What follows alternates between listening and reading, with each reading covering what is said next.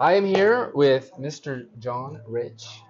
Pretty Good to see amazing. you, sir. What are we doing here? What do you do Well, tonight? you're hanging out in my house right now. You tell Yes, me what you're I doing I'm here. drinking your drink. This is Hey, Redneck Riviera. Redneck Cheers to Riviera. you. I Yep. get to drink one with you.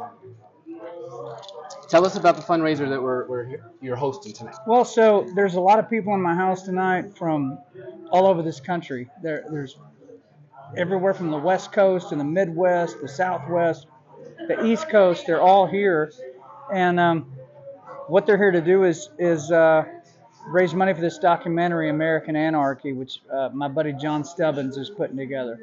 You know, it's really I find it to be a hopeful event that, as bad a shape as our country is in right now, that there's still rooms of people pocketed around in this country that come together and say, we need to push back together. Yeah, it only takes a few. And there's a lot of people in this room, other side of this wall right now, that were rank strangers 90 minutes ago.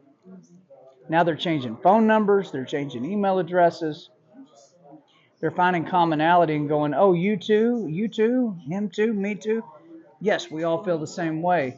We all see that our country is in such a shape right now that it's really up to regular, everyday Americans to come together and make things happen. And it's really great with folks like you who have a big platform who can say that and actually feel comfortable about it. How do you feel about the cancel culture? And, you have a bar on Broadway. It's a business. It employs people. Obviously, it'd be terrible if they came for you and you had to shut it down. Or even the state of country music these days.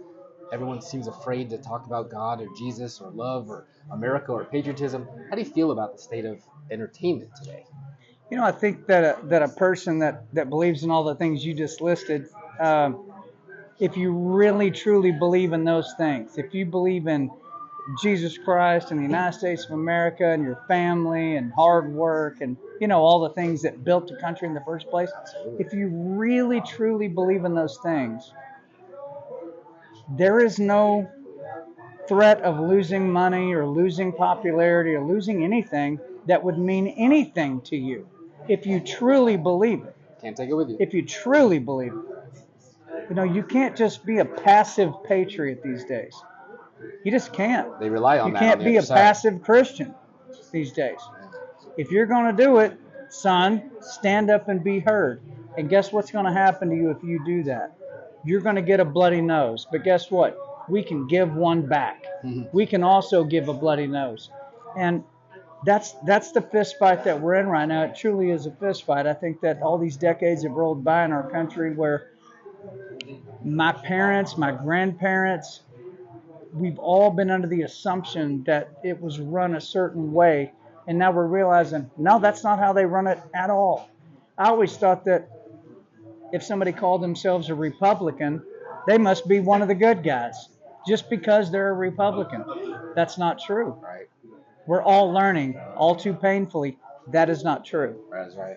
This is not about Republicans and Democrats. This is really just American citizens that value their freedom. They want to be left alone. Just leave us alone and we'll be just fine. But they don't want to leave us alone. And I think we've sat back in our chairs for long enough as they have encroached and encroached. Now they're coming for our kids. Now they're coming for everything that we hold the most valuable in our lives, our kids being number one. You really don't have a choice at this point. You have to stand up and you have to push back. That's what we're doing here tonight. That's great. Yeah, they put us in a corner. You're absolutely right. So my wife asked me to ask you this question. Hopefully it doesn't bother you, but will we ever see a Big and Rich reunion or Lone Star, more importantly? So Big Kenny and I are this year, we're going to do about 30 shows this year. Wow, okay, yeah. She'll be thrilled. Yeah, so we're doing concerts. We did concerts last year. We still go out and play and hit the big shows. And Cowboy Troy and the whole Hee Haw gang shows up. I have a blast doing that. Listen, I grew up in a double-wide trailer in Amarillo, Texas. I have a high school diploma, and that is the extent of my pedigree. Well, I had an interview with Jody Barrett the other day, and he told me exactly that. So. Nothing fancy going on with me. But I do believe in the American dream, and I believe in hard work, and I believe that in this country, where you start does not dictate where you wind up. You can wind up wherever you're capable of winding up. It's called the right to pursue happiness, not the right to be happy. No guarantee. A lot of Americans think we have the right to be happy in America. And they say, well, if I'm not happy, then I'm going to throw a fit, and I'm going to throw a brick through your window. I'm going to burn your building down, or I'm going to do whatever. I'm going to lay out in the road where you can't get to work. That's what a lot of Americans say these days, and that is absolutely farcical. That is a false testament to what we are. It does not say you have the right to be happy. It says you have the right to pursue happiness, and the word pursue itself means that it is a moving target, meaning you have to move towards it. And it might, whatever your happiness is, it may adjust, it may move, and it, by the way, it does. That target moves. You got to chase that thing. You got to chase it and run real hard. Why do you think millions of people are trying to get into this country? A promise that it's... Well, a lot of them think that I just want a right to exhaust my potential. I just want the right to pursue happiness. You know, they don't think that if I can just get across that border, I'm going to be rich and successful. They go, if I can just get across that border, maybe what I'm capable of actually happens. A lot of them do. And then there's a lot of bad guys mixed in with those people too. Yeah. That is what we have that makes us distinct and unique as a country. There's never been a nation in the history of written history, since Adam and Eve, that told their people, you have an inalienable right, meaning this is not a right granted to you by man. This is a right, you are inherently born with this right. We're just recognizing it, of the right to life, liberty, and the pursuit of happiness. Liberty. That's what it means to be an American. Absolutely. Here's what else it means to be an American. When they build walls around us and they cage us in and they start tamping us down, we build things in this country. We invent things in this country. We invented the light bulb, the Model T, rock and roll, country music, and so on and so forth. That's what Americans do. And so in 2023, when you find yourself looking at a situation that is squelching your ability and squelching your talent and your output, that is when you're supposed to stand up, regardless of who doesn't like it, and speak the truth. So it's a great segue to my next question. It must chap your hide, as they say. When I know when I first moved to Nashville, I went to your bar, went on the second floor, and you had an American flag. You have a lot of them, but you had one made out of beer cans, and the blue behind the stars was Bud Light. Right. When you see these big companies, the Disney, that was our number one selling beer. And now what? Well, Bud Light was the number one selling beer at Redneck Riviera since the day I opened it in 2018. And what have they done? And number two wasn't even close, by the way. Now, it was far and away number one. And so we all saw Kid Rock shoot up his beer cans. He said, hey, Bud Light, bam, bam, bam, bam. He shot them all up. And so I had a lot of people call me up and say, are you going to shoot up your beer cans, John? I said, nah, I ain't going to shoot them up. I'm going to let the customers decide. Because who am I to tell my customer what they can and cannot drink? Okay. You tell me what you want to drink. Sure. That's fair. Yeah.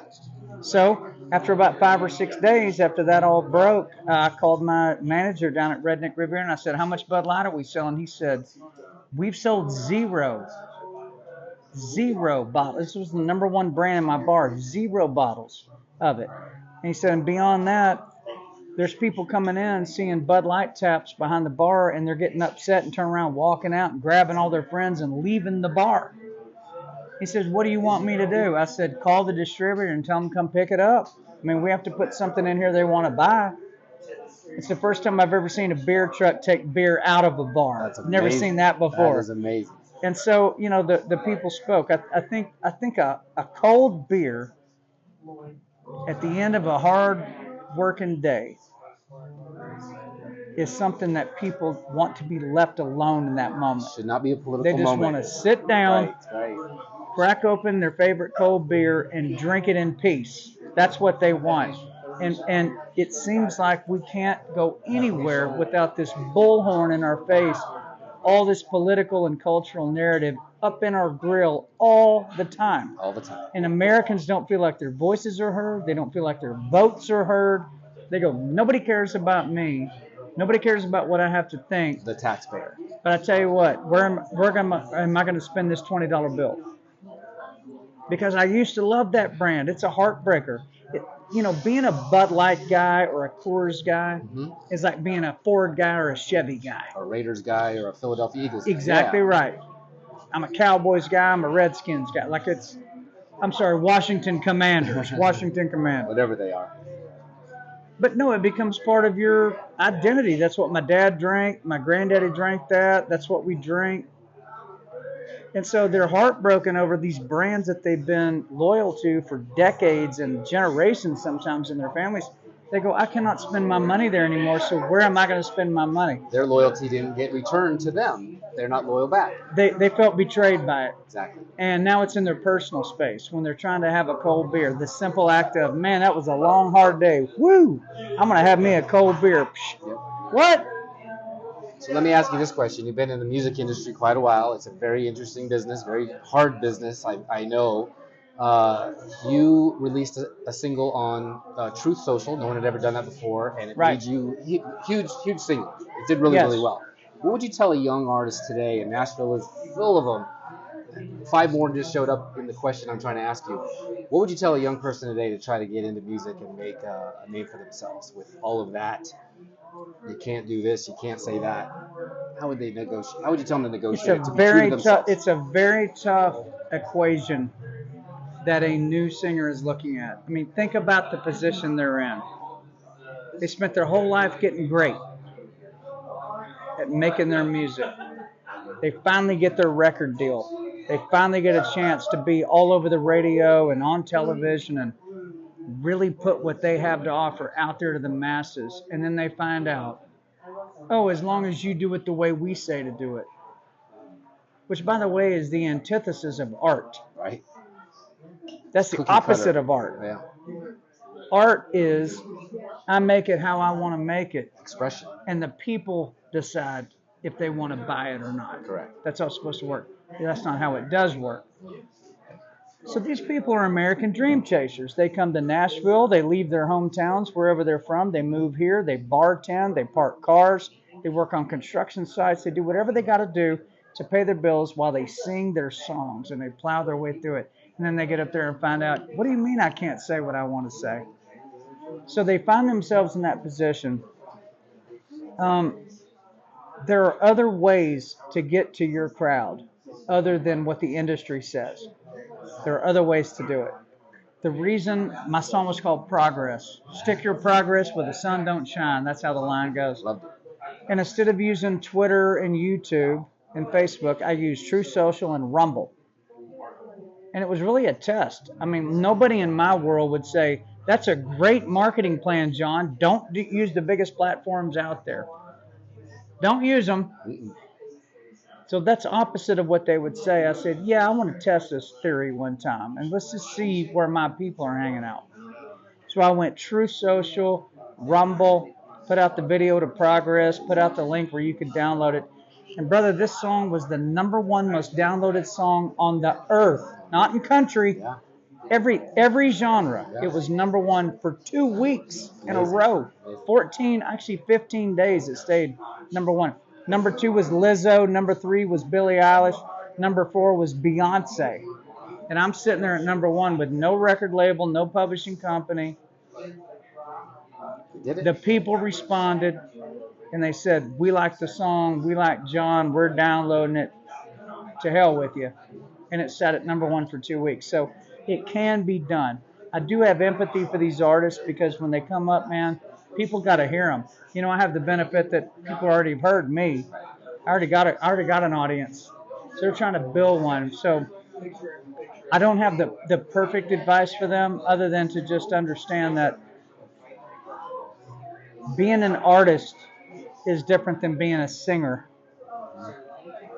A singer sings and an artist makes things that only has their fingerprints on it. There's a say reason it like you want to say it. A breakout artist means that they broke out from the mold of everybody else, right? That's what it means. That's just not how the industry deals with it. They don't like that. So it takes a lot of guts to be a real standout, breakout artist these days. It takes a lot of guts. But I will tell you this. there are tens of millions of people that will back you up if you want to put it out like that. I think you're right. Well, thank you so much for your time. Thanks Thank for you. hosting this amazing party in your house. You opened up bet. your house to everyone, and tell everyone where they can follow you and social and anything you're doing coming Well, up. True Social at John Rich. You can go on Rumble at John Rich Official. I've got a new song coming out called I'm Offended. All right. You guys are going to be hearing that one in the next 4 or 5 weeks. And, stay strong, America. We love you. God bless. All right. Thank you, sir. Thank you. You're a patriot. Appreciate it. Take the mic from you. In case you have to go to the bathroom That's the again. coolest trick I've seen in a while. Coming up? You bringing Kyle up? Kyle's my first. Hey, how are you? We've seen each other, yeah. We did. Oh, John, I forgot. So